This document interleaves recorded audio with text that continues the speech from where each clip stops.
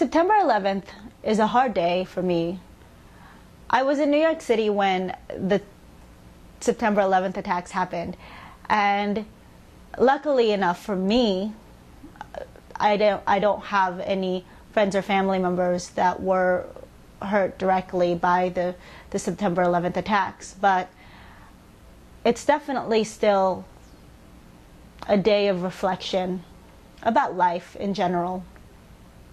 And I remember going into the city that day from New Brunswick, where Rutgers is, where I went to school, and it was just some ordinary day. I was going to my internship, and across the river, we were stopped at Newark train station, and across the river we saw a plane fly into the World Trade Center. But from where we were, I just thought it was a little biplane, and it was just an odd event. So we sat there for a few moments and got more people from Newark, and then our train headed into New York City. And I was rushing to get to my internship while some people on the sidewalk were at a standstill and just listening to the radio.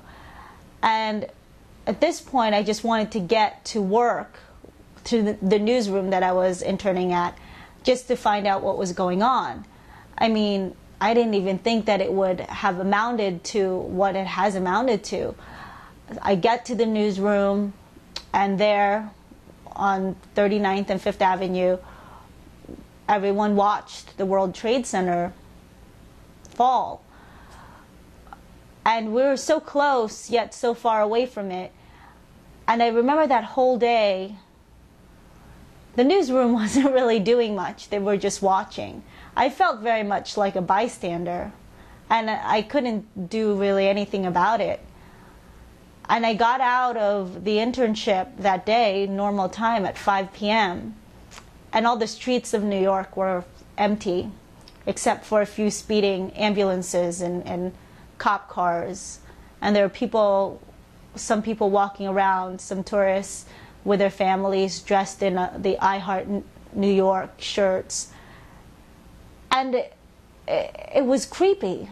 I mean, it really was like a scene from Armageddon or some sort of world-ending movie. But I got on my train, and it left at the same time. They had gotten the train going pretty, quickly that day, so that everyone can just leave New York and go back to Jersey. And some people were covered in dust and were sharing their stories to the people on the train.